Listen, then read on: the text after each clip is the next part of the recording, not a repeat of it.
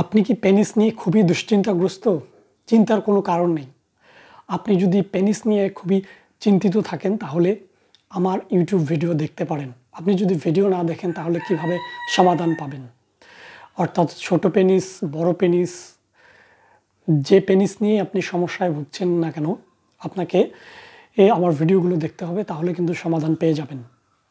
আপনার পেনিস ছোট, আপনি পেনিসটা বড় করতে চাচ্ছেন, তো আমি আপনাকে পরামর্শ দিতে পারি, কিন্তু অ্যাটলিস্ট আমার ভিডিও তো দেখতে হবে। না দেখলে কিভাবে আপনি সমাধান পাবেন?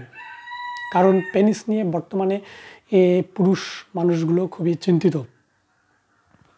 কারণ পুরুষ মানুষগুলোর ধারণা হচ্ছে যে বড় পেনিসই হচ্ছে সমাধান। কিন্তু যাদের পেনিস ছোট তারা কি করবে? তাদের ক্ষেত্রে কি করবে? তারা কি বিবাহ করবে না? এই বিষয়গুলো খুবই চিন্তার বিষয়। এই বিষয়গুলো নিয়ে আমি আলোচনা করতে চাই। কারণ বর্তমানে পুরুষের ধারণা হচ্ছে যে বড় পেনিস হলেই সেটি সেক্সের জন্য উপযোগী হয়। তো বিষয়গুলো কি আসলে সঠিক নাকি ভুল?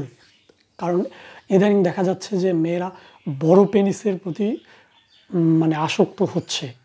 এই প্রেক্ষাপট থেকে পুরুষ মানুষগুলোর এই চিন্তাটা আসতে পারে যে মেয়েরা হয়তো বড় পেনিসটাই পছন্দ করে। সেক্ষেত্রে দেখা যায় যে যাদের পেনিসটা ছোট, সেক্ষেত্রে তারা বেশি চিন্তিত হয়ে পড়ে।